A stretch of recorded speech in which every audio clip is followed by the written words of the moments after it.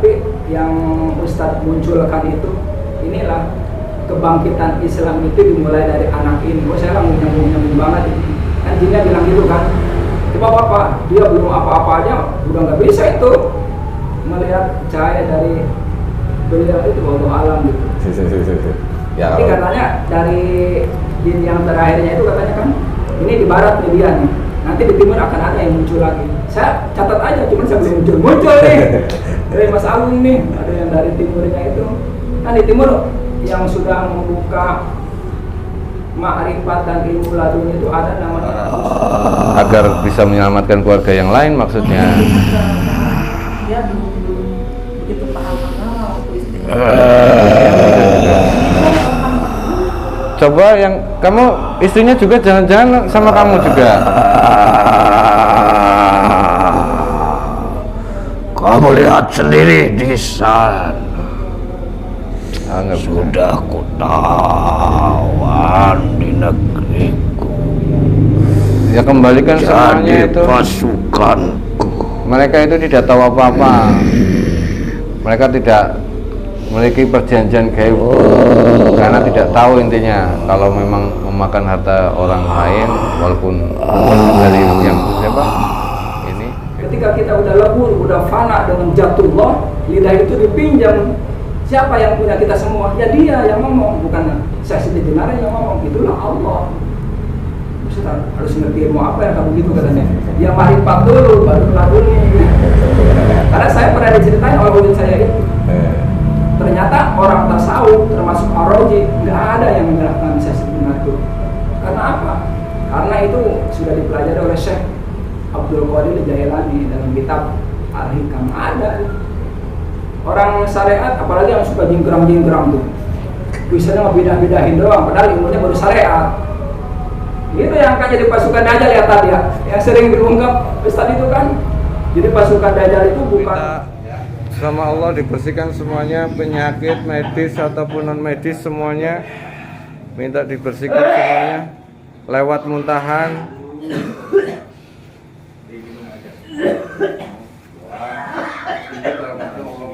Ayo pakai plastik, yang belum dapat plastik.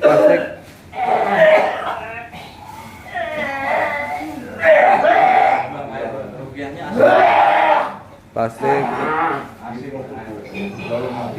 Ini masih ada nih kalau ayam.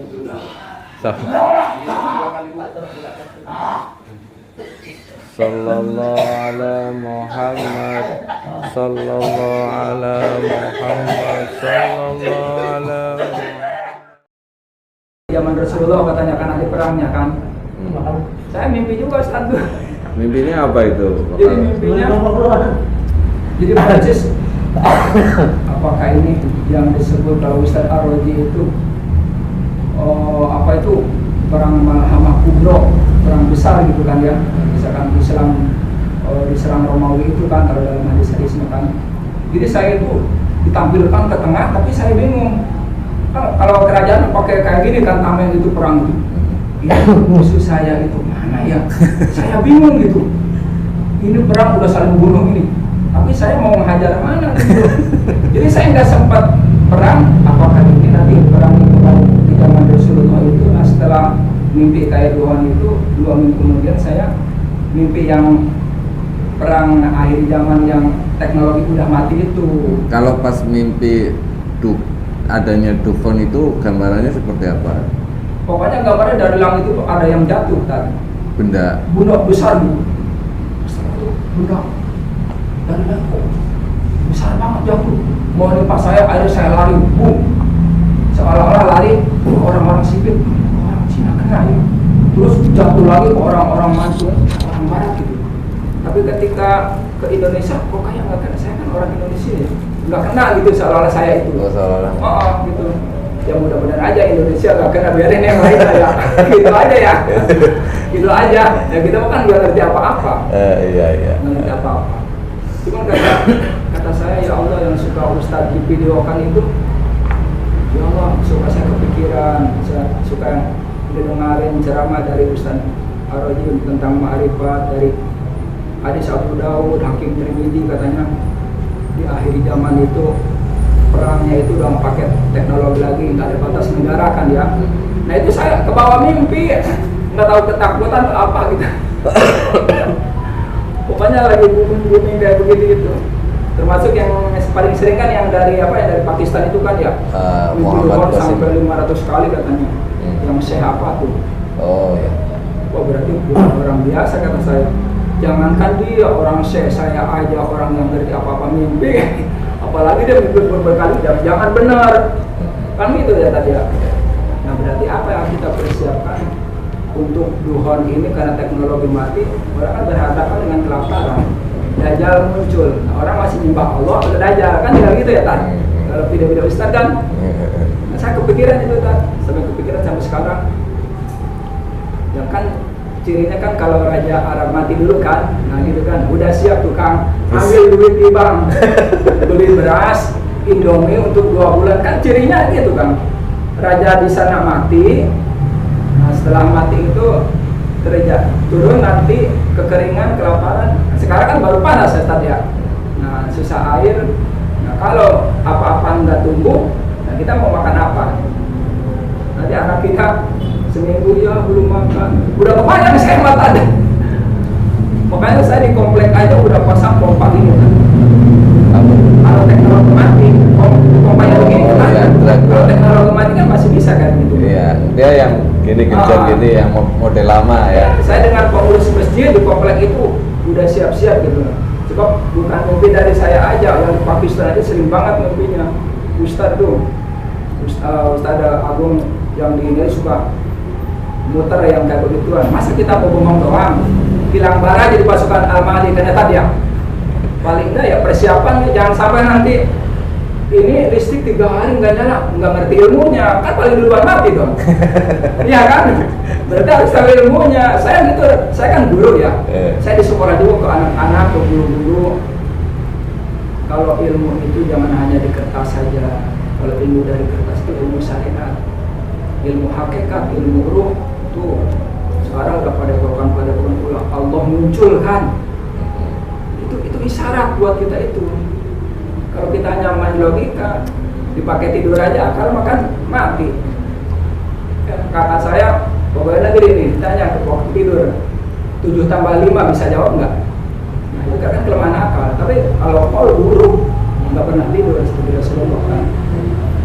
Itu yang makanya saya senang acara-acara Padepokan itu karena saya dulu dari orang tua itu sering diceritain banget. Jadi nyambung banget itu Tan. Kalau orang modern mah ada tahayul apa orang lain mah. Tapi orang tua sudah pernah cerita tentang kondisi kayak gini gitu. Dulu orang tua suka cerita. Kebetulan gini tadi ya, wallahu alam ya. Saya itu dulu punya uyut, namanya uyut Akum. Uyut Akum. Pernah karena sudah 2008 sudah meninggal. Beliau sebelum pandemi itu kejadian 15 tahun yang lalu itu udah ngomong sama saya. Oh, corona ini? Iya. Oh. Kamu hati-hati di tahun 2020. Pada waktu itu ada 2 yang akan muncul, yang satu yang pahit, yang satu yang manis. Yang satu pahit berupa penyakit entah apa itu. Yang kedua bahwa Indonesia itu akan sebelum Imam Mahdi turun itu maka ruhnya Sayyidina Ali akan ada di Indonesia. Itu omongan 15 tahun yang lalu. Nah kayaknya dekat dengan tahun-tahun ini, wallahu alam. Kalau cerita-cerita di politik makan siapa yang mau menang tahun ini itu, oh ada wali, bahkan sampai kelebihan ngopi Imam Mahdi kan. Nggak mungkin Imam Mahdi mah belum. Imam Mahdi belum. Kalau dalamannya wali, kata wali apa, saya masih yakin karena omongan unik saya itu antara tahun 2022 sampai 2025 itu nanti ada ruh suci siapapun presidennya, nah itu akan nitis ke situ. Sebab apa? Sebab Dajjal dan Ajabil sudah merebak di Indonesia karena Indonesia akan jadi Indonesia emas. Maka kalau orang biasa nggak kuat melawan Dajjal, Dajjal ini harus ruh pilihan Allah. Cuma ulit saya bilangnya gini, kalau orang sekarang mah kalau disebut Dewa Siwa pasti kamu dibilang musyrik. Tapi kamu tahu nggak Dewa Siwa itu siapa? Ulit saya itu. Iya. Dewa itu selevel dengan nabi-nabi, cuman sebelum Islam aja ada di kayangan itu pada dulu. Saya nggak ngerti itu sama orang tua lah urusannya. Iya. Cuman pernah punya uyut aneh ilmunya. Iya. Cuman bilang ke sayanya mah ustadz-ustadz yang belajar ke situ, habib-habib yang belajar ke situ itu uyut saya itu ilmunya lainnya. Kalau orang benar enggak? Karena saya mengaji ke situ aja ini tadi belum waktunya, ilmu syariat aja belum benar, sementara yang ngaji ke situ kan udah yang hakikat marifat. Tapi wujud saya mah kalau ada pentamu udah pakai singlet doang. Bagaimana orang mau percaya bahwa dia itu dalamannya seperti apa? Makanya di kampung saya mah wujud saya itu dibilang sesat. Iya. Tapi saya berpikir saya bukan orang bodoh, saya lama di Jakarta, sedikit punya ilmu. Kalau dia ngomong itu saya baca kitab. Benar omongannya. Gitu kan? Oh iya. Benar omongannya. Berarti wujud saya itu siapa? Termasuk ada roh suci penguasa di Makkah yang ada orang Yahudi yang mau memindahkan makam Rasulullah, datangnya ke wujud saya. Saya bukan kata orang, ngedengerin langsung Ustaz. Cung, kalau bilang ke saya, cung kamu ke sana dulu, ada tamu dari Makkah.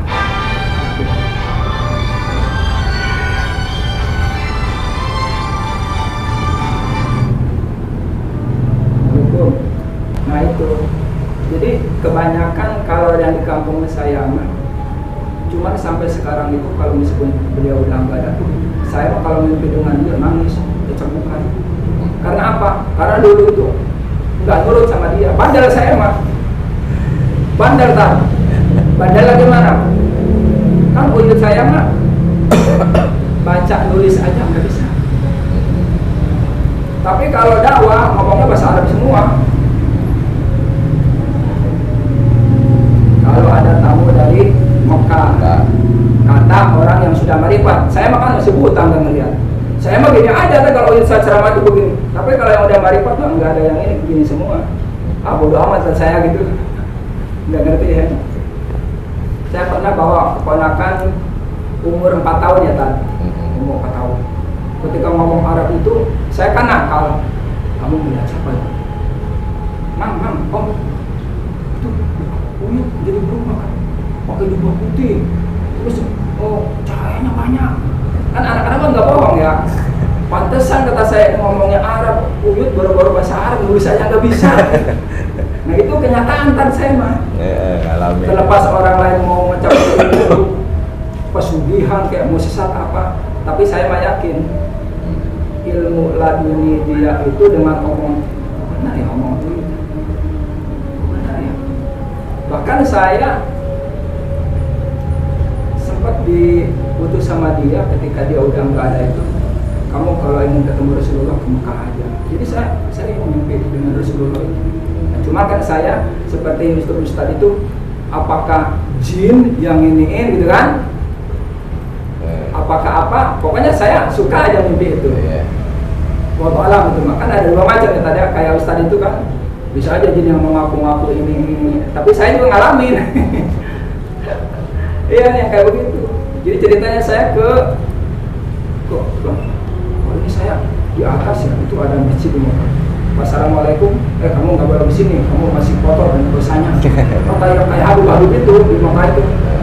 Tetapi saya sama umum saya suruh ke sini. Ngapain kamu? Saya sering sakit, ingin minta obat. Tapi kamu jangan bilang-bilang ya, tuh yang namanya Rasulullah. Saya jelas tak? Wallahu a'lam itu jin atau apa, pokoknya ngalamin aja saya. Jadi wajahnya itu mirip Ustadz Mansur. Percis itu saya, nggak ada bayang sedikit, nggak apa. Cuman saya ketika salam, dia nggak ngomong. Saya ikutin aja. Pas ke sana itu, dia meracik obat itu. Pas ngeracik obat itu, dikirain saya mau dikasih obat karena saya kan bilangnya tadi itu. Terus dia ngomong, Cung, kamu banyak sakit itu memang ujian dari Allah, harus kuat. Udah kamu jangan minum obat, ini aja. Saya dikasih tongkat segini, dimasukin ke dada saya, persis kayak tongkat Soekarno itu. Terus saya mulai dikasih, kan saya ingin sembuh sakit. Udah kamu, aku nggak lama lagi ya. Karena dari Indonesia ada yang telepon aku. Nah, jadi yang Rasulullah seperti Ustadz Yusuf Mansur itu berubah jadi anak kecil kayak 4 langsung belesat aja tadi. Jadi katanya dari Kerawang ada yang manggil aku. Jelas banget itu, saya masih ingat. Dari Rengas Dengklok lagi. Dari Rengas Dengklok ada yang telepon aku disuruh ke sana. Sampai dibilangin dia namanya Ujang Agung. Yang ngaku Rasulullah itu. Adanya di Rengas Dengklok. Wallahu alam itu yang mana. Pokoknya jelas banget kan. Ujang Agung. Kan di Sunda kan namanya Ujang itu kan Nama saya tuh itu Agung. Ya makanya bersyukur lah karena kan Ustadz juga kan masih ada relevansinya dengan Mbah Sapu Jagat yang di Jawa Tengah itu kan, termasuk yang apa dulu yang dari Kayangan gitu Mbah Agung Pemanahan itu apa ya? Wah, udah lupa banyak video. Itu ada relevansinya dengan Ustadz. Nama aku kan Agungnya, kamu juga kan Agung. Gitu kan, saya masih ingat aja tuh YouTube itu. Kata saya, alhamdulillah. Saya makin yakin itu, alhamdulillah berarti memang jalurnya. Dulu kan Ustadz kan nimpalin kan, ya mudah-mudahan saya menjadi pasukan Al-Mahdi katanya. Amin, diaminkan kan sama beliau itu. Ya kamu pasti katanya ada jalurnya. Ya intinya perjalanan seperti itu, pengalaman rohani, entah itu lewat mimpi, entah itu sebuah apa yang kita lihat dengan mata, itu hikmahnya apa yang Allah tunjukkan kepada kita, istilahnya benar atau tidaknya, terlepas dari benar atau tidaknya itu semuanya kan milik Allah. Kalau benar berarti kita harus mempersiapkan segala sesuatunya. Kalaupun tidak, kalau kita sudah punya persiapan yang baik, berarti untuk hal yang lain. Persiapan yang baik itu maknanya apa? Kita harus lebih mendekatkan diri kepada Allah Subhanahu wa Ta'ala. Dengan cara apa? Ya beribadah, sholat, segala macam itu istilahnya lebih digali lagi, lebih berkualitas lagi. Nah, di sini itu sama guru kami itu diajarkan tentang sholat syariat hakikat, tentang wudhu, makom ihsan. Dari apa yang kita lakukan di sini itu bukan hanya lahirnya saja, tapi hatinya juga harus sholat, pikirannya harus sholat. Jadi dua-duanya sholat, jasad kita sholat, ruh kita sholat, itu diajarkan di sini.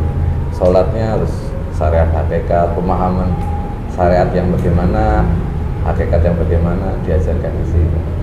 Nah, itu nanti ada kertasnya sama beliau ditulis, karena kan murid-muridnya ini udah pada tua, banyak yang suka gampang lupa. Ini ditulis, nih begini cara sholat nih gitu. Nah itu difotokopi dan itu diajarkan bagi siapa saja yang mau, dikasih nanti kalau mau, ini tata cara sholat yang diajarkan guru saya seperti ini, sholat lahir batin, kalau bahasa Arabnya syariat hakikat.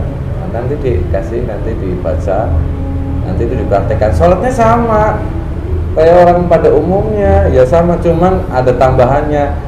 Di saat sholat hatinya bagaimana, di saat sholat pikirannya bagaimana, itu aja tata cara. Nanti dijalankan. Kemana-mana pikiran kan. Iya. Sholat ingat utang. Itu kan repotnya kalau orang syariat kan. Iya. Masalahnya nggak pernah betul. Ustaz saya setuju syariat hakikat itu, karena Rasulullah itu ilmunya memang itu.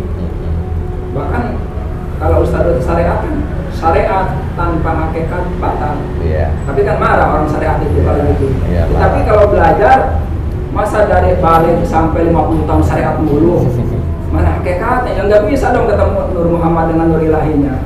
Logikanya kan gitu kan. Yeah. Itulah di akhir zaman ini, makanya saya sering nyambung. Yeah. Hakikat itu yang aslinya itu yang perlu digali. Karena sedikit orang yang mau berpikir sampai ke situ. Dari sekian puluhan juta miliar manusia yang beragama Muslim, sedikit yang Allah berikan hidayah, yang Allah maukan untuk berpikir tentang pemahaman yang lebih mendalam tentang ibadah. Nah, sekarang ditunjukkan dengan gejolak alam, tanda-tanda alam, peperangan sudah mulai makin jelas kan. Pakistan, Ukraina, Rusia, sekarang lebih parah lagi Gaza, Palestina, Israel, semuanya ikut campur, Cina, Amerika semuanya. Kan malah maku bro. Perang dunia ketiga ujung-ujungnya kan. Nah kalau sudah perang dunia miskin semua kan? Miskin semua. Nah, Indonesia yang kaya. Itu keluar semua kan harta Sulaiman. Biarin dia kan dia aja kaya. Emang makan harta siapa? Sulaiman itu yang Israel Palestina mau berbuat apa coba? Di bawah Masjidil Aqsa apa? Itu harta Sulaiman semua karena Sulaiman itu mendunia. Sekarang giliran kita Stadia. Udah puluhan tahun 2000 dia udah bukunya kan termasuk senjata-senjata canggih itu kan itu dari Islam sebenarnya, cuma bukunya ketika udah dapat dicuri sampai dilemburkan ke laut kan ilmunya biar dia yang menguasai.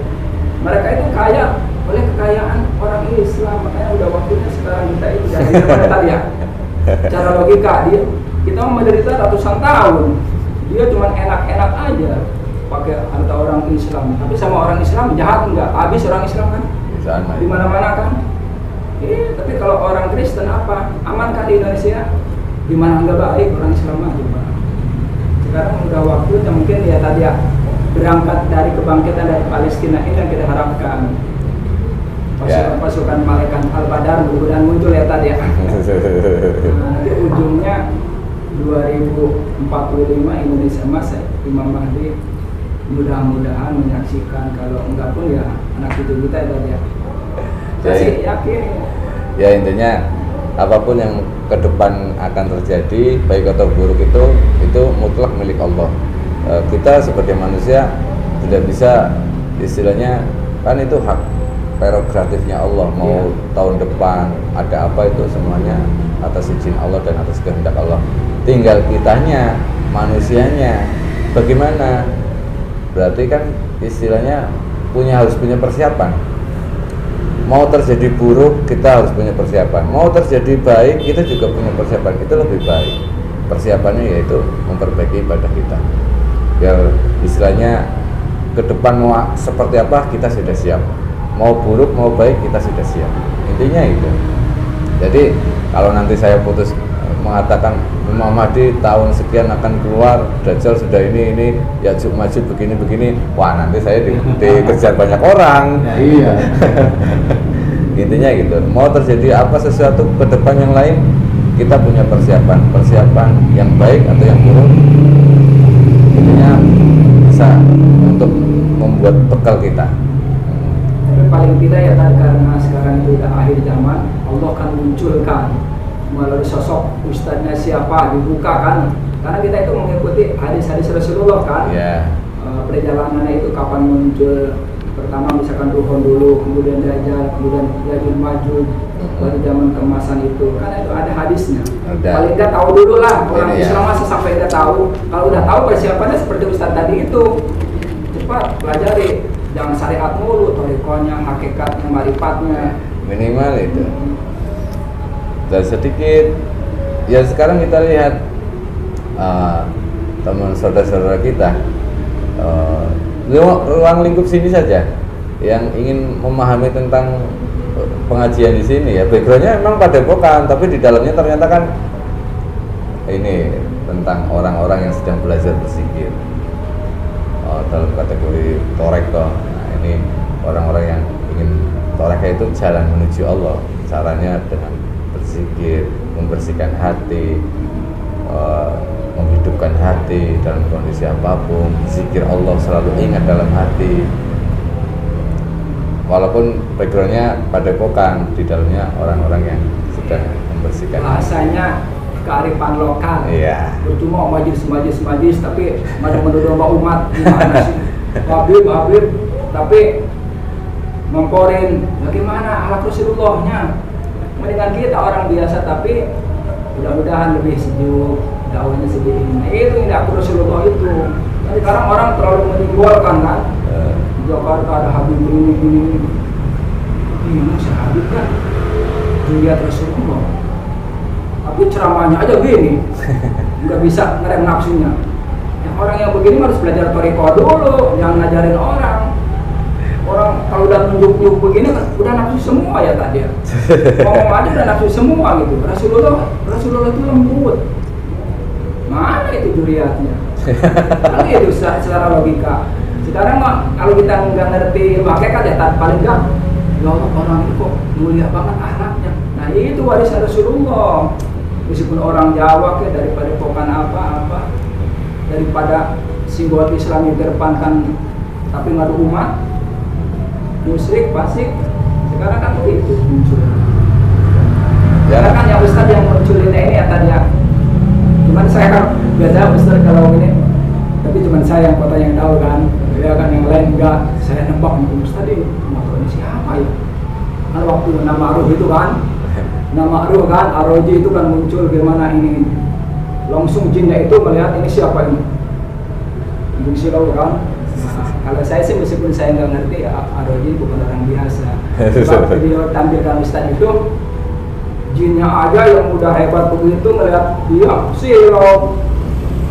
Nah makanya saya kalau Aroji itu waktu kejadian anaknya meninggal tertembak itu teguran. Ya itu. Diingatkan. Kalau ingin naik derajat ya itu nggak ada yang gratis dari Allah itu. Tinggal harus itu disempurnakan untuk keilmuannya. Iya, karena masih muda kan. Jadi jiwa mudanya masih ada. Tapi yang Ustadz munculkan itu, inilah kebangkitan Islam itu dimulai dari anak ini. Kok saya nyambung banget. Kan jinnya bilang gitu kan. Coba apa? Dia belum apa-apa aja, udah nggak bisa itu melihat cahaya dari beliau itu Allah alam gitu. Ya, Tapi katanya dari jin yang terakhirnya itu katanya kan ini di barat nih dia nih, nanti di timur akan ada yang muncul lagi. Saya catat aja, cuman saya belum muncul nih dari Mas Agung nih, ada yang dari timurnya itu. Nah di timur yang sudah membuka ma'rifat dan ilmu laduni itu ada namanya Gus Mulason, Buson itu dia selalu itu la ilaha illa ana, la ilaha illa ana. Bagaimana pengalaman spiritualnya ketika diamalkan oleh Syekh Siti Jenar dan ahlaknya. Kan orang di Indonesia mah nyalain Syekh Siti Jenar kan, karena belum nyampe ilmunya. Ya orang boro-boro ilmu ma'rifat laduni, orang tarekat aja belum, orang syariat ngenilai orang yang udah laduni, nyapu yang kan gitu ya tante. Sejarahnya dari mana? Nabi Musa aja yang Nabi masih berguru kok ke Nabi Khidir. Tuh ilmu laduni itu Nabi Khidir. Kan saya sering diserang sama teman-teman. Dari mana ilmu laduni ini? Kamu baca dong itu di surah apa namanya ayat berapa itu? Tentang bercerita tentang Musa dan kan Al-Quran udah jelas. Kamu tidak akan kuat bisa belajar dengan aku. Insya Allah aku akan kuat. Nggak kuat kan?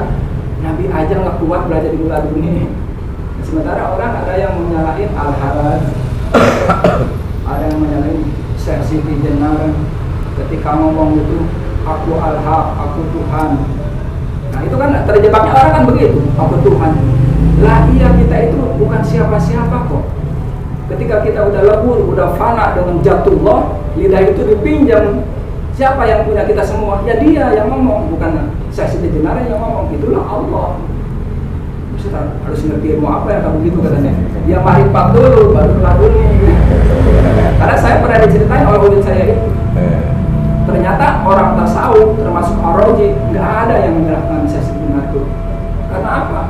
Karena itu sudah dipelajari oleh Syekh Abdul Qadir Jailani dalam kitab Al-Hikam ada. Orang syariat apalagi yang suka jingkrang-jingkrang tuh. Biasanya beda-bedain doang padahal ilmunya baru syariat. Itu yang kan jadi pasukan Dajjal ya tadi ya, yang sering diungkap Ustaz itu kan. Jadi pasukan Dajjal itu bukan Yahudi doang, tapi orang Islam juga yang sesat itu yaitu pengikutnya. Nanti itu takbir, ini takbir, itu pakai gamis sebagai gamis kan gitu ya tadi yang sering Ustaz munculkan ini. Dan itu ada di hadis yang ceritain Ar-Razi itu dan klop saya itu ini. Ya kalau orang sekarang udah diceritain Allah meminjam Ustaz Ar-Razi atau siapa yang percaya alhamdulillah, benar kata Ustaz, hanya sedikit. Makanya yang akan masuk surga seperti ashabul awalun, seperti para sahabat itu banyak, tapi akan masuk surga seperti para sahabat sekarang sedikit. Ya orangnya cinta dunia semua, udah dikasih Allah aja, emang mau pada mendengar ilmu hakikat, ilmu marifat, susah katanya. Tanpa hidayah Allah ya benar Ustaz, hanya sedikit benar. Karena memang ajaran Rasulullah itu dari awal asing, nanti di akhir zaman juga akan asing. Ya ini hakikat marifat itu dianggap nggak ada di Al-Quran, hakikat marifat itu. Udah bilang ada, belum mempelajari, nggak ada. Padahal kan surat Al-Ikhlas, Qul Huwallahu Ahad itu kan dasar hukum marifat. Ahad menuju ke yang satu, marifat itu kan semuanya kita menuju ke yang satu. Alhamdulillah. Cuman pemahaman seperti ini istilahnya biar tidak menjadi timbul pergesekan antara sesama umat muslim, pemahaman seperti ini dikonsumsi untuk pribadi dulu. Takutnya orang yang pemahamannya beda dengan kita, terus kita sampaikan hal kebenaran, ini timbul ini permusuhan nanti. Betul, itu saya sangat setuju. Makanya saya kalau ngomong itu saya suka di ini, karena kan di teman-teman kayak sok tahu gitu, padahal nggak ngerti apa-apa, Kalau ditanya itu sama teman-teman itu, Kode, kalau mau tarekat itu apa? Jalan menuju Allah. Hakikat juga tujuan jalan. Kalau marifat mengenal Allah, mencintai Allah. Kalau ilmu laduni itu downloadan ilmu Allah, itu yang susah itu. Coba jelaskan. Ente udah belajar belum ilmu tarekat? Saya nggak mau ngomongnya. Kalau ente masih syariat, nanti ente yang dari pakai akal, nggak nyambung.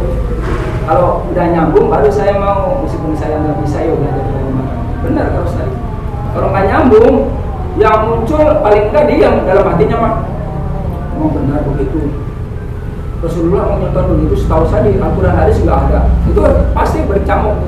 Kenapa? Belum alami. Baru-baru spiritualnya, ilmu teori, ilmu kertas saja belum. Karena belum nyampe secara bertahap. Kalau kita Islam itu harus masuk secara kafah, ya kafahnya apa ya? Syariat atau rekod, hakikat marifat. Kalau belum ke situ ya belum kafah. Resikonya ya tanggung sendiri. Heran. Ya, di sini juga semuanya sedang belajar. Belajar enggak maksudnya karena belajar ini wajib punya guru. Kalau enggak bahaya. Ya. Dan guru itu harus yang masih bersambung sampai ke Rasulullah. Itu yang paling penting. Ini yang paling penting. Dari Rasulullah masih tersambung ke malaikat Jibril sambung ke Allah. Nah, sekarang namanya ini sanad keilmuan, sanad pemahaman. Nah, kalau punya guru tapi sanadnya terputus, ini bahaya.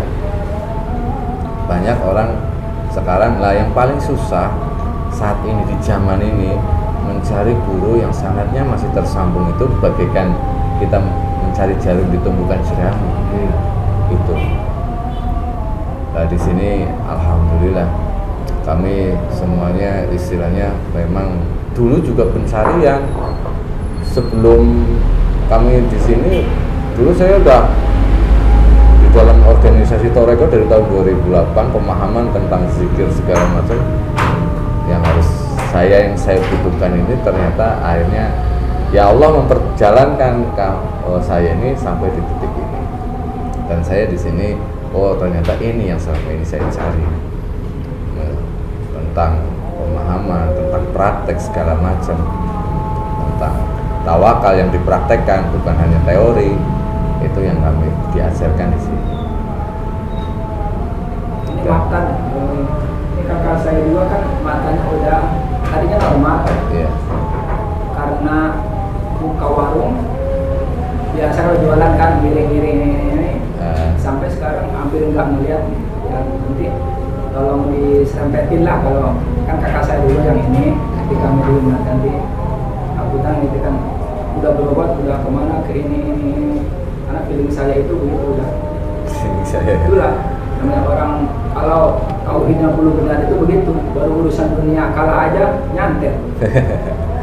Itu penyakit di Indonesia itu. Tapi kalau sangat mengkhawatirkan itu ya silsilah di tempat itu memang jarang-jarang yang buat sih. Suka ada gangguannya aja gitu. Di tempat usaha itu. Dia rasa terserangnya setelah pindah rumah. Di rumah. Rumah buka usaha kayak gitu jalan. Tadinya kan berdampingan sama rumah saya tinggalnya. Beli di Pindah jalan. Setelah pindah sakit. Setelah pindah, nah Usahanya maju. buka usaha warung ya sedikit agak mulai dari itu naik daun lah gitu ya. Naik daun. Namanya warung itu Iya. banyak saingan. Tahu dari luar atau pengaruh dari tempat itu gitu nggak tahu gitu. Cuman sejarahnya tempat itu jarang ada yang kuat. Nah gitu Oh. jarang banyak itu Iya. banyak memakan korban dah gitu lah. Nggak teliti ngebelinya, karena belinya pakai nafsu. Nggak tertanya dulu sama hakikat, ahli hakikat, udah aja. Takutnya dari dulunya gitu bekas apa atau apa gitu Iya. gitunya. Ya nanti insya Allah nanti dicoba. Nanti di Ruqyah juga pembersihan. Tapi sekarang penglihatannya Ibu Nggak lihat ini sudah.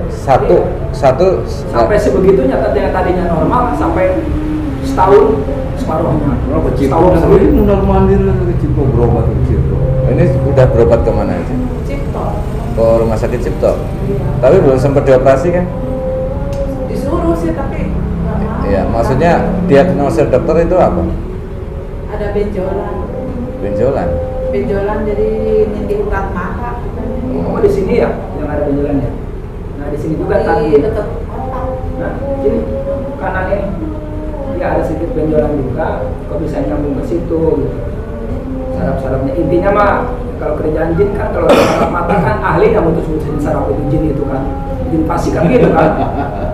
Yang akan begitu sama dengan jantung juga. Cuman manusia mah kalau dari dokter pasang ring aja. Padahal tuh yang acak-acak jin pasti itu udah dikirim. Udah banyak kejadian. Meskipun kita tidak suzon. Sehari-hari teh iya kuyang apa numpak mobil Malas ibadah. lemes ayeuna aya saku wae mah sholat teh Malas. Iya. so kan astagfirullahaladzim ya kunaon sok kentak we geus kaliwat sejam yeuh can yang sholat keneh wae sok maksakeun ya gitu. Iya, kalau jin pasti kan gitu bikin malas. Awak teh mun isuk teh lemes lamun kareka teh rasana teh badan teh berat teh. Bahkan ada cerita gini ya tadi ya. Cerita siapa saya lupa ya. Tandanya orang yang suka dinikahi jin satu lemas mulu. Enggak digali. Pernah ada tuh di YouTube siapa ya saya pernah dengar itu. Kedua itu kalau nggak sholat itu cuek aja, nggak ada yang ngerasa aduh gimana. Cuma masih mending. Itu orang mah inget Masa ka ujang, dosa ujang bukan bener. hutang Masih mending lah. sholat teh ingat. Itu yang repot. Tapi Orang kan kalau- maju sholat teh hese. Iya. Ini maksakeun teh. Teh saya mah getol dah sholat teh getol. Itu kan Anyar-anyar we kitu. Berapa sok heran teh ujian kan macam-macam. kunaon. Ya nanti coba di sini metodenya satu di Ruqyah. Kalau memang ada hubungannya sama gaib nanti bisa dimediumisasi. Tapi ya saya selalu sampaikan kepada yang lain, mediumisasi itu jangan dipercaya 100%. Omongan bangsa jin itu suka berbohong, ngadu domba. Padahal itu karena kesalahan kita sendiri, teguran dari Allah. Tapi jinnya ngomong aku dikirim sama tetangga. Jadinya kan ini Akhirnya benci seujuannya sama tetangga, tetangga. ya. Bisa-bisa pulang gedor pintu tetangga, kamu ngirim saya ya gitu. Jangan. Jadi sebagai sebatas istilahnya kita itu informasi dari bangsa jin, seumpama di jalan ini ada lubang, minggir. Jadi kita nggak masuk ke lubang, sebatas itu saja. Jadi jangan istilahnya ditelan mentah-mentah. Ini lagi pada buka puasa, nanti habis buka puasa sholat, nanti habis sholat nanti insya Allah di Ruqyah. Tapi ya saya luar biasa pengalaman beliau tentang pemahaman. Sedikit sekali orang yang diberikan pemahaman itu. Bahkan orang yang dekat dengan kita pun kadang menolak tentang persiapan apa yang harus kita lakukan ke depan. Karena memang sudah dilihat secara logika kan terlihat kondisi cuaca alam yang tidak menentu sekarang, kerusuhan di mana-mana, para pejabat pemerintah sekarang kayaknya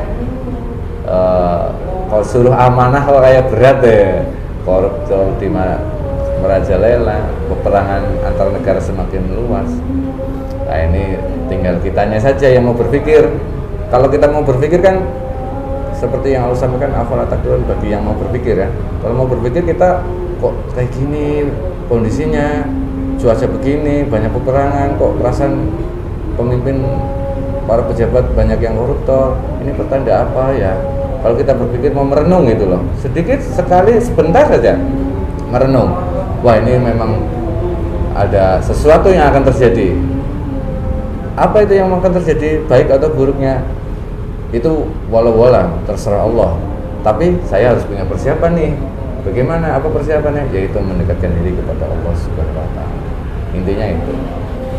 Mau ada Dajjal, mau ada Imam Mahdi, mau ada Yajud Majud, itu walau-walau terserah Allah. Cuman kita sudah punya persiapan, karena nanti di saat kalau memang dimunculkan di tahun-tahun dekat ini tentang sosok pemimpin Imam Mahdi, itu ada hadisnya tentang banyak yang akan mengingkari, bahkan memusuhi. Kenapa? Karena tidak sesuai dengan harapan mereka. Oh, pemimpin Imam Mahdi seperti ini, gini.